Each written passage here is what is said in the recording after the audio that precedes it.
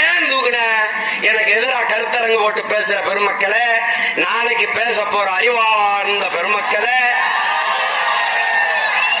இந்த இடத்தை தூக்க காரணம் என்ன?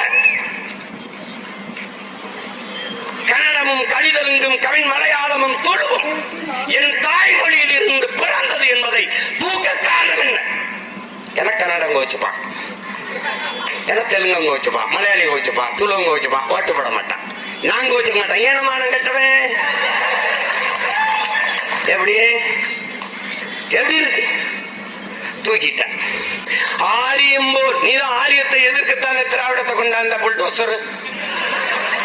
நீ கொண்டு வந்தில்ல திராவிடம், அதுக்கு எதிராக திராவிடம் போல் அதை கொண்டு வந்தில்ல அது. அப்ப ஆரியம் போல் உலக வழக்கொழிந்து அழிந்து சிலையா உன் சீரிழமை